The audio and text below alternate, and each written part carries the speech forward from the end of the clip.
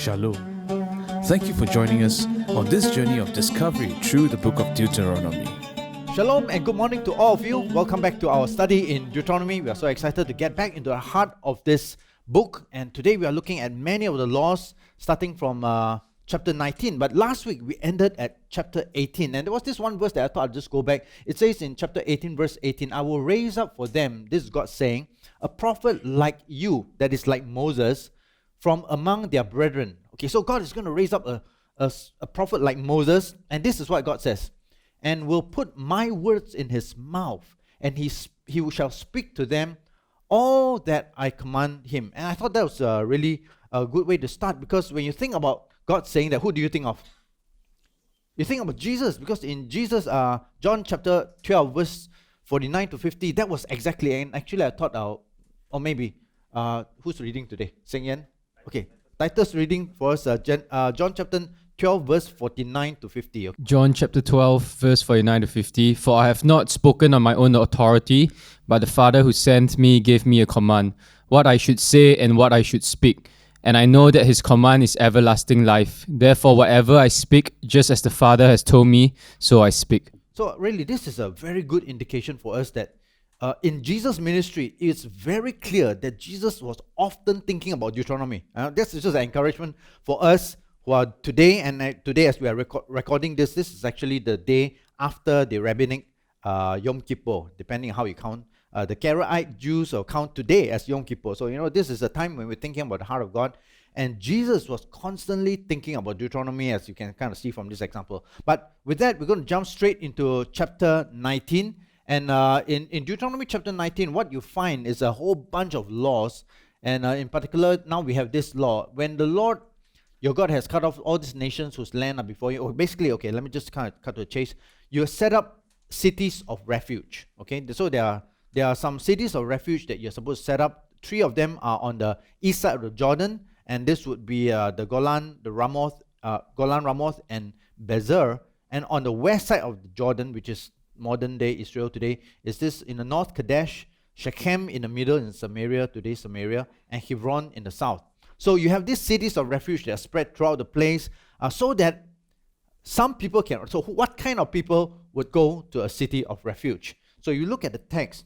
Basically, it describes to us the kind of people who can take advantage of this, right? Basically, people who are, verse 4, and this is the case of the manslayer who flees there. Okay, so you got a manslayer. I think that includes womanslayer or whatever kind of slayer, that he may live. Why are you going to spare this manslayer?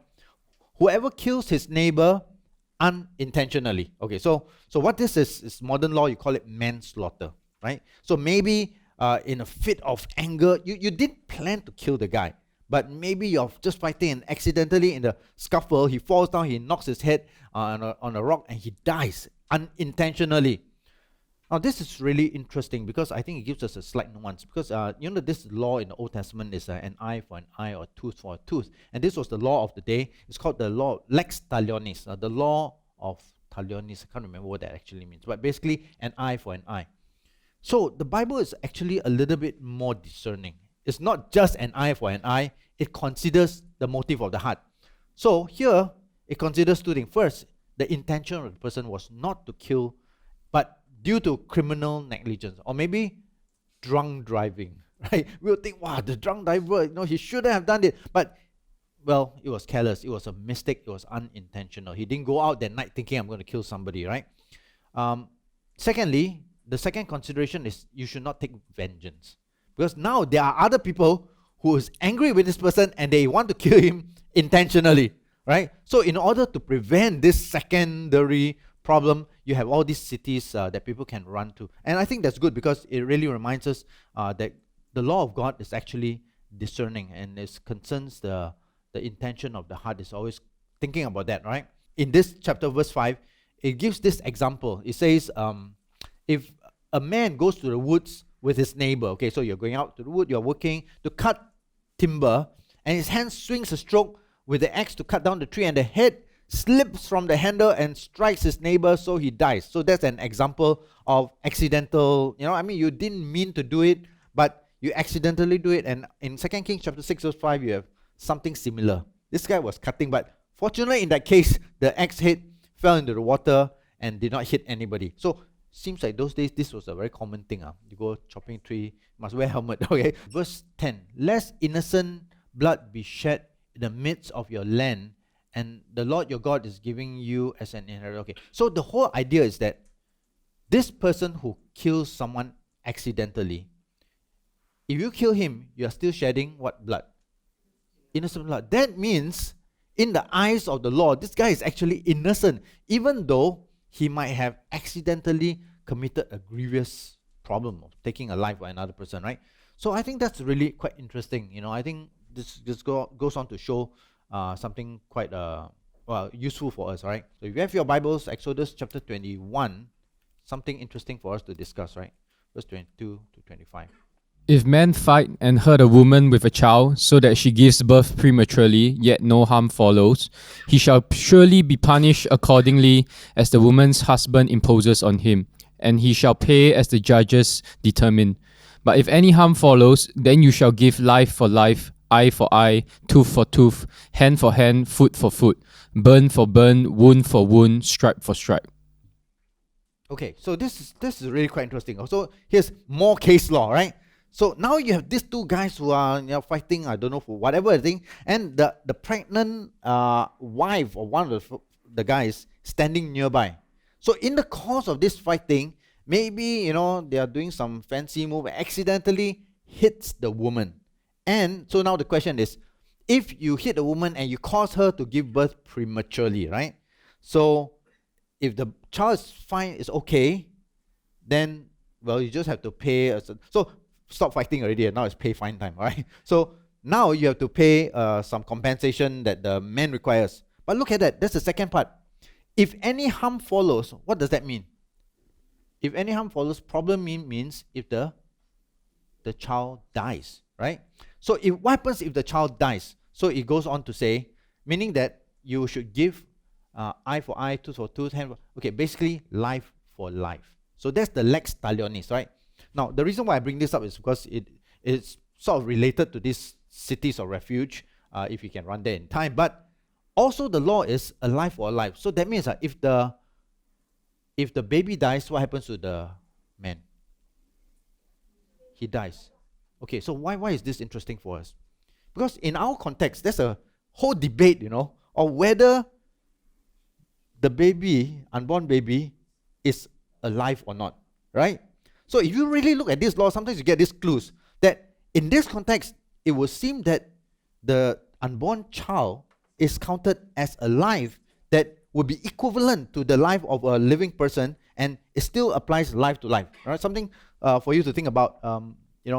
So I guess now how far back this goes, I think is a matter of controversial debate. But definitely, in this case, one could make a strong case that abortion is actually killing, is actually murder, right? I think that would be one of the verses that you could look to. Okay, so we're going to move on a little bit from all these cities of refuge, right? Oh, yeah, I should mention verse 11 to 13, back to Deuteronomy chapter 19. Verse 11, 13 offers no refuge for actual murderers. So let's say you actually murdered somebody, and you ran to one of these cities of refuge. Sorry, wrong place, right? You should run to the wilderness, find a cave, hide somewhere, like Osama bin Laden. Verse 15, it says that you need at least 2 witnesses, right? So if you're going to bring an accusation to someone, then you should not just have one person. And you find this being echoed in the New Testament. When there's a discipline issue, you should have 2 persons to report this person, and just the word of one person is not sufficient, right? There are some other problematic aspects of this law, but we won't get into it today. Not only should you have witnesses, verse 16 to 21 basically says that when there are conflicting testimonies, these are all case laws. How does a judge handle cases, right? So the judge will study this. Okay, if there are conflicting testimonies from different witnesses, one says this, the other says, so the judge's job is to actually to investigate, right? So that's also a value of biblical law, is that it's concerned with accuracy of truth, fairness, and so on and so forth, right? And if the witness is found to be false, okay, so if the person giving false witness, whatever he charged the other person with shall fall upon himself. Okay, so for example, you say, he broke my window, right? And he needs to pay me, maybe half a shekel for that window. And it turns out that no, actually, I saw the cow broke the window. Okay, now you have to pay whatever you're demanding from that person. If we did this, I think there'll be a lot less false witnesses around, right? Because most of the time, false witnesses just get away scot-free, right? Let's go on, therefore, to chapter 20. See, we're moving really quickly. Some interesting stuff. Laws for war, okay? Some rules about not fearing your enemies. God will be with you. When you go out to fight, God will go out with you. In other words, God won't go out for you. God will go out with you. You still have to do the fighting, right? And then verses 5 onwards, you have a whole bunch of exemptions. Who are exempted from NS, I guess NS. If you just build a new house and you have not dedicated it, right, then you don't have to go out for war, right? Well, I guess if this was in Singapore, everyone would build houses and not dedicate it, just as a way of getting out, But, I guess, so you are supposed to have an opportunity to start the household with your family. Okay, usually when you build a house in the Old Testament context, you only do that when you're getting married, right? So, of course, if you look in the New Testament, there's this whole idea of the bridegroom, I'm going to go away to build mansions for you. If I were not doing that, why would I go away, right? So the whole idea is I go away, I'm going to build a mansion because we are going to get married, right? So this has to do with the idea of getting married. Verse 6, it's not exactly the same thing, but it says, you plant a vineyard, but you haven't harvested it even once, okay? So, you get a chance to harvest, the first fruits, right? And verse 7, if you are betrothed, but you haven't consummated the marriage, right? You should go, so that at the very least, you have an opportunity to have offspring. Maybe you die at war. At least your widowed wife will not be barren. So there's some children going on there. Verse 8, anyone who is afraid or faint-hearted, you don't have to go to war, okay? I think this will also be another problem if we implement this law here. Everyone will be running away from the place because they're scared, right? But why do they have this law? Well, partly because you don't want the scaredy cat out in the war, in the battlefield to demoralize and discourage everyone else, right? So that's sort of like the stuff going on there. And then you have more rules of war in verse 10, Deuteronomy chapter 20, verse 10. When you go near a city to fight against it, then proclaim an offer of peace to it. Okay, look at this. We remember this, right? Do you remember this? When you go to fight. Now, remember when they were turning north from Seir to go up to, Bashan and Sihon, King Sihon, right? Of Heshbon. So, God says you have to basically go to war against them. What did Moses do? Well, basically, he went and offered a peace deal. And we were wondering at that time, why did they do that? And lo and behold, turns out there is a protocol that apparently, so before you fight, so what does it mean to offer peace? Well, what does it mean to offer peace? Mean that we don't fight? No, that is not what to offer peace means. To offer peace means you surrender. Okay, that is what it actually means, okay? Now, if they should surrender, here's what happens in verse 11. It says, if they should accept your offer of peace and open to you, then all the people who are found shall be placed under tribute to you and serve you. So that is actually surrender. So I guess you can go back and now it makes sense. Because when we think offer peace, we think that, okay, let's not fight, right? But actually, this is demanding an unconditional surrender, right? So if you surrender, then nobody has to die, okay, but you will serve us. Okay, so we're going to move on a little bit. Some rules, okay, about what should you do if they don't surrender. Well, if they don't surrender, you shall strike every male in the city with the edge of a sword. This is verse 13. But the women, the little ones, the livestock, and all, okay, so all the women, the animals, the children, all the spoil, you can take for yourself. Okay, you shall take for yourself. This is a little bit interesting, right?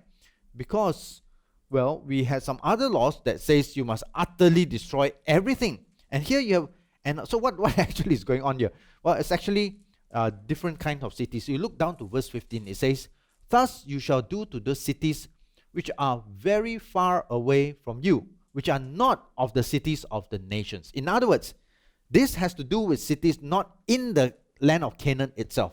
Okay? In the land of Canaan itself, you have this Hacherem, utter destruction law. But for those, let's say, far north, far south, or maybe in the Transjordan, then there appears to be a slightly more lenient laws pertaining to them, right? And I think that's kind of, now, why do you have a more lenient law? Well, perhaps it's because God was very concerned about the idolatry in Canaan, right? And wants to stamp that out. Whereas those people of further has less influence on the people because you're not really going to stay in those lands, you see. So something to consider, very interesting stuff. The cities that are very far away. All right. Of course, verse 6 onwards, then you have but for the cities of those people which the Lord your God gives you as an inheritance that's in the land, okay, you shall let nothing that breathes remain alive. So now in this case, nothing that breathes, that includes the animals, right? Animals also breathe, right? So nothing, no man, woman, no child, very, very severe laws. But of course, then you wonder in Joshua chapter 8, verse 27. Okay, maybe let's just look at Joshua chapter 8, verse 27 real quick. Now this, remember, Moses was giving all these laws before they enter into the land, right? Before the book of Joshua, before they step in and started conquering the land. So now Joshua goes into the land and he says to us, he did everything as Moses told him to do, right? So let's look at Joshua chapter 8, verse 27, right? So they go to the city of Ai. They destroy the city of Ai. And but verse 27, it says, now Ai is in the promised land. We know it's very near Jericho. So this is totally in the promised land. But it says, only the livestock and the spoil of the city Israel took as booty among themselves. But it says, according to the word of the Lord which he commanded Joshua. Okay, now this is confusing, right? Because that is certainly part of the promise. What? Now, were they confused? I don't know. Some of these things, it's a bit of mystery. But it's interesting to note these things because you can go back and ask yourself in greater detail what exactly is going on here, right? So sometimes they seem to have spared them. I find it a bit puzzling. Why did they consider this city of Ai exempted from that and other cities perhaps not? So maybe it would seem to me that they didn't do this for all cities. Maybe that was the case, right? Was that disobeying God's commandment? I don't think we'll actually know, right? Verse 19 says, don't cut down the trees. When you besiege a city for a long time while making, so to take a siege of a city, what you do is you just camp around the city. You're not going in. You just prevent anyone from going in and out. So the whole idea is that if nobody can go in and out, sooner or later they'll run out of food and they run out of water and just basically surrender, right? But it says, do not cut down the trees. Wow, I think that's a very interesting thing, right? You shall not destroy the tree by wielding an axe against it. You can eat, if you can eat of them, right? Do not cut them down to use in the siege. Now, why do they use trees in the siege? Well, sometimes to build a ramp, sometimes to build fires and so on and so forth. I also don't know exactly why there's this special concern for trees, right? Maybe it was a kind of early environmental concern, right? I guess it's a wisdom thing, right? Is this, you might wonder, why is this a law, all right? So, as I said, I think many of these were Moses taking the principle of God and really translating that into cultural context so that they will have some practical laws. They are not like first order constitutional laws. You will not find this in the constitution of your country, right? You open the constitution of the nation is you can only cut certain cuts. You won't find that. These are, I guess, the practical outworking of some of the principles of the law. So chapter 21, very interesting. Okay, we're going to spend a little bit of time on chapter 21 here because maybe we can just read verse 1 to 9. Chapter 21, verse 1 to 9. If anyone is found slain lying in the field in the land which the Lord your God is giving you to possess, and it is not known who killed him, then your elders and your judges shall go out and measure the distance from the slain man to the surrounding cities. And it shall be that the elders of the city nearest to the slain man will take a heifer which has not been worked and which has not been put with a yoke. The elders of that city shall bring the heifer down to the valley with flowing water, which is neither ploughed nor sown, and they shall break the heifer's neck there in the valley. Then the priests, the sons of Levi, shall come near, for the Lord your God has chosen them to minister to him and to bless in the name of the Lord. By their word, every controversy and every assault shall be settled. And all the elders of that city nearest to the slain man shall wash their hands over the heifer whose neck was broken in the valley. Then they shall answer and say, Our hands have not shed this blood, nor have our eyes seen it. Provide atonement, O Lord, for your people Israel, whom you have redeemed, and do not lay innocent blood to the charge of your people Israel. And atonement shall be provided on their behalf for the blood. So you shall put away the guilt of innocent blood from among you when you do what is right in the sight of the Lord. Okay, this is a fascinating passage. Honestly, in all my years, I never heard anyone preach a sermon from this passage because it was a little bit weird. Okay, so basically the situation is there's some unknown dead guy. Okay, so when there are several concepts that are interesting. Okay, let's just think about this. First of all, who is responsible for the unknown dead guy? Well, normally nobody, but here, who becomes responsible? You measure, the nearest city becomes responsible. I can imagine someone in the night just dragging the guy over the border, just a little bit over to that, right? Why? Because you see, that city is going to have to sacrifice a heifer, right? A heifer is a bull, right? So you have to in other words, it costs you something. This is going to cost your city something. Now, there are a couple of things going on here. First of all, there's this whole idea of collective responsibility, right? Although it may not be you, but there is a sense that cities have, in other words, it's not just individual responsibility at work. The whole city, whoever it is, has this sense of collective responsibility. You'll find other laws that also reflect this whole idea that if something happens, then the whole city, if they don't know, the whole city must take responsibility for that particular thing. And this idea of collective responsibility is quite a prevalent one in the Old Testament, whereas in our time we tend to think of individual responsibility, right? I didn't do it, so why should I pay? But in the Old Testament, they thought a little bit differently, although it's not so clear cut. In Genesis chapter 18, Abraham did ask God, should the innocent die together with the wicked, right? So there's this sense of the responsibility should only fall on the individuals who have caused the sin. But here you have this idea of collective responsibility. So that's the first thing to think about. The second thing is what they did. So what did they do? They had this heifer, right? And what it says here is that the elders, they will wash their hands over the heifer whose neck was broken in the valley. So they take the heifer, they're going to break this, they're going to kill the heifer, right? And they're going to wash their hands where? Over the neck, right? Over the heifer whose neck. Actually, it's really kind of over the neck. And this is very similar to Leviticus chapter 4 verse 15, which is how you actually sacrifice. So during the sacrifice of a heifer or a bull, what you would normally do is you would normally put your hand on the neck or basically the head. The neck will be the back, the head, right? The oref. You put on the animal, and what do you do when you do that? You normally will confess your sins. So in that act of confession, something happens is like you're transferring your whatever unintentional sins, not sins, just unintentional sins, on the animal, which then dies to make atonement for you. This whole concept of what you call substitutionary atonement, this is one of those places where you find this, that this animal kind of dies in your place. But it's a catch-all. You don't actually know what you have done wrong, but we just confess that whatever it is that we have done wrong, this kind of washes it and kind of closes the issue so that maybe there are no further dispute later on. In future, when we study Leviticus 4:15, you can see this, but if you want, you can go back and look at that whole section onwards. Okay, moving on. Verse 10, also very interesting. Now we're getting to all this really fascinating stuff, right?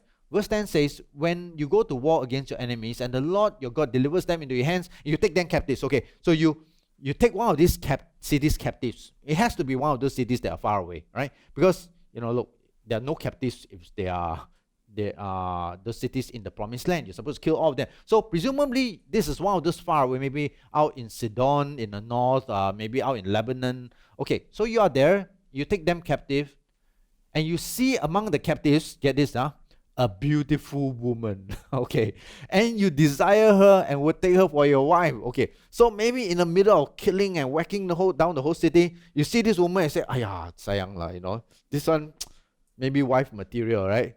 For whatever reason, actually not whatever reason. The main reason is because she looks good, okay. So she looks good.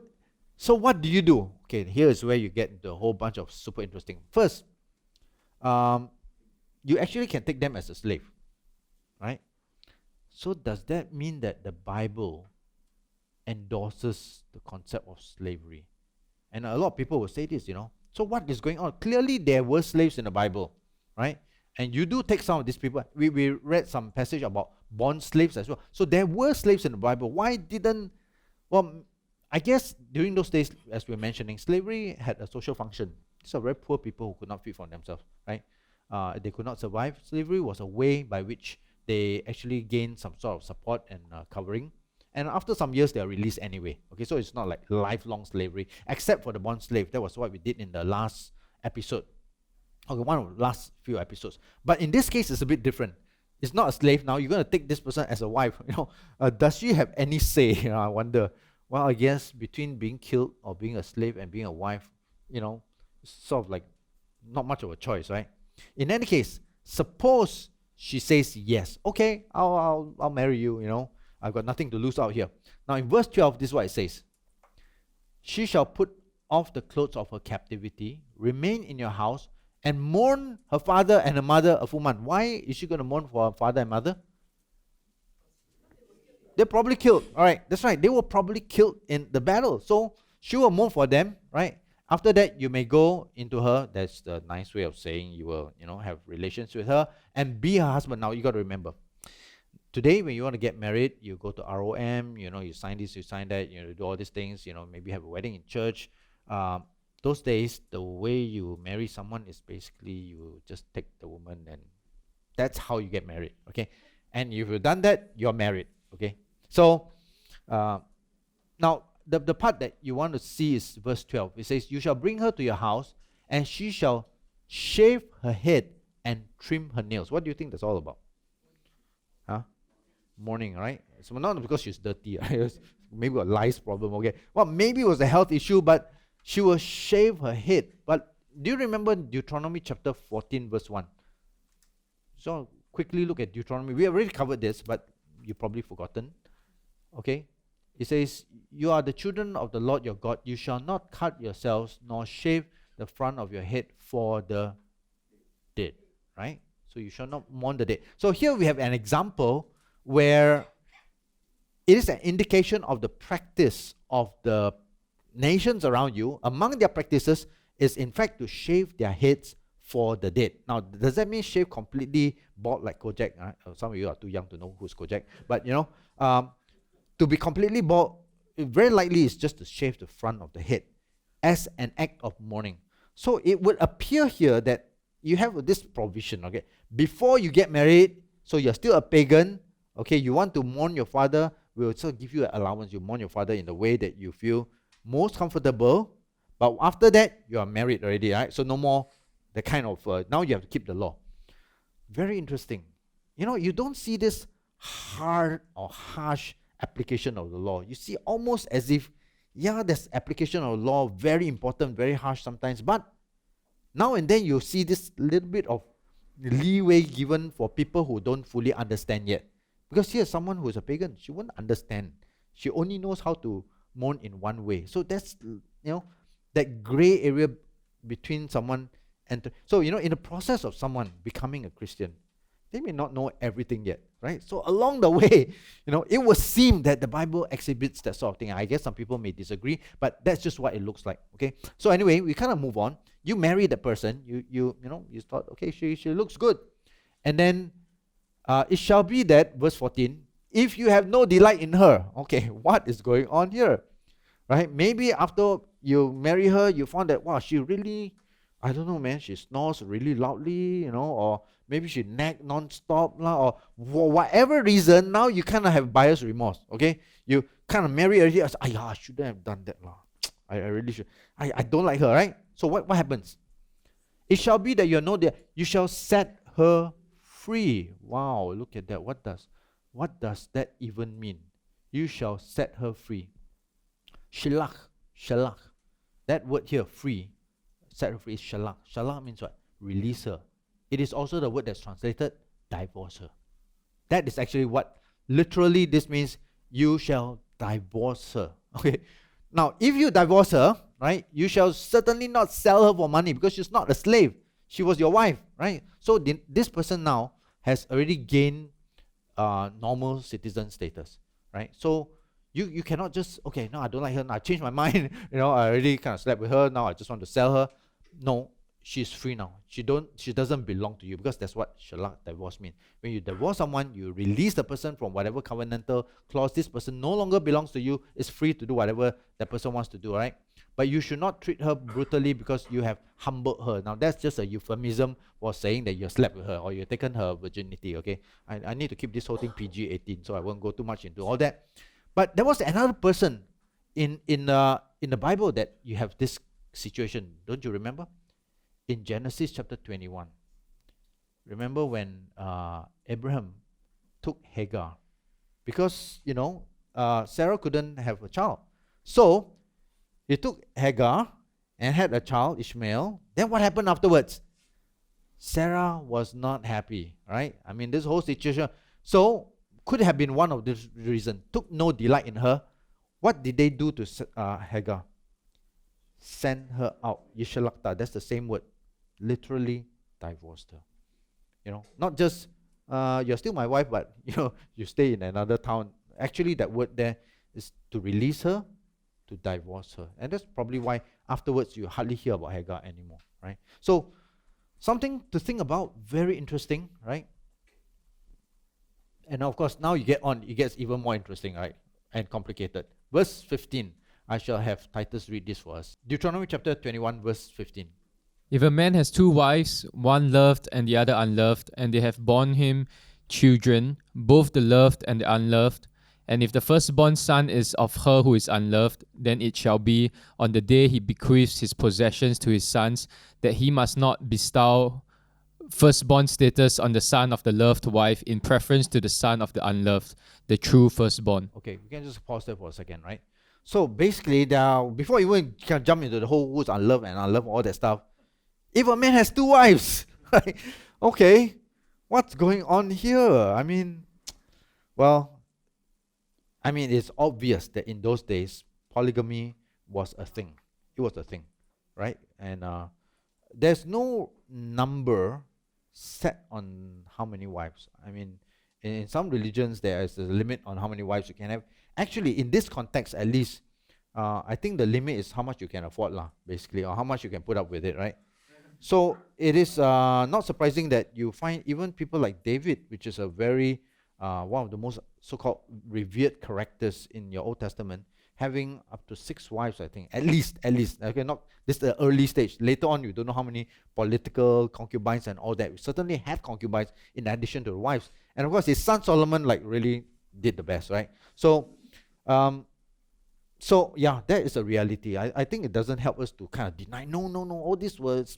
No, look, it's a reality. You just kind of deal with it, right? Was it ideal? Yeah, you can argue whether it's ideal or not. There are some people say, well, to be a bishop, you have to have one wife, right? But you're not a bishop now. So, there's this whole debate that's going on, which is why I keep coming back to the whole issue that I think we cannot read these laws devoid of its context. These laws are formed in context, you see. Within our context, we will form the same principles, but it might take a slightly different shape. Okay, so now, what is this section about? This is about favoritism, right? You have normally the eldest son, okay, the firstborn, whichever, the firstborn has a certain priority within the family. Now, you might ask, why should the firstborn have right? Look, that's just the culture, right? Today, and it's not just firstborn, it's the firstborn son. Okay, if you are the firstborn daughter, sorry, okay, that doesn't really count a whole lot. But in today's world, if you are firstborn, secondborn, I don't know, I don't. Any firstborn here? Yeah, there's some firstborn son. Yeah, quite a few of you, right? Firstborn son all belong to the Lord, by the way. That's why you're full time. So there's a situation where there's sort of like favoritism. You see, the second wife you kind of like, and when you die, okay. Well, obviously, when you die, you're dead. So, in the discharge of your laws, you may want to leave instructions and I want to give more to this, favorites. You're not allowed to do that because it is wrong culturally, right? But, that part to us it's not super relevant, partly because, you got a question here. So how to explain this in the light of Ishmael and Isaac? Yeah, that's right. Super interesting, right? One way you can say he didn't know. This law was not given yet, right? That would be one way of saying why Ishmael. Of course, the question is, what about Ishmael? Wouldn't Ishmael be the firstborn? Some people will actually argue that, right? But though he is the firstborn, he is not the son of promise. Okay, so that's the other thing. Yeah, in that case, it's not so much the inheritance that's being given. It's sort of the idea that God actually promised specifically something to the firstborn of Sarah, right? So that was a special case, and this was sort of like a something went wrong, miscarriage of that whole idea. But certainly, I think that's worth thinking about. So yeah, I think that's actually a very good question from Chalip, right? But let's kind of go on a little bit, right? So normally, what happens with the firstborn? Now, in this case, the example is you only have 2 sons, right? So what happens? How do you divide the inheritance? So normally, the firstborn will get twice as much as the third son. Okay, so let's say I have $1,000. How much does the firstborn get? 666, right? Okay, maybe I should have used $900, right? So to avoid the number, right? You get 2/3 of it, right? And that 2/3 is what you call a double portion, right? What is a double portion? Shenaim P. A double, literally a 2/3. Now, where do we hear this word, a double portion, again?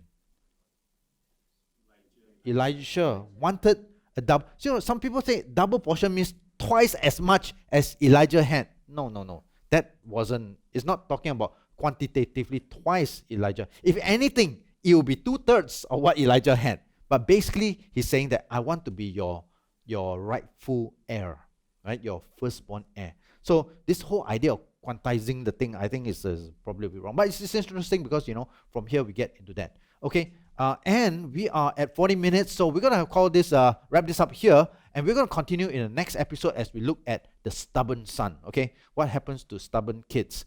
And for all you parents, don't miss our next episode. God bless you, and I'll see you all in the next episode. We hope you enjoyed studying the Word of God. Join us again as we continue through the book of Devarim.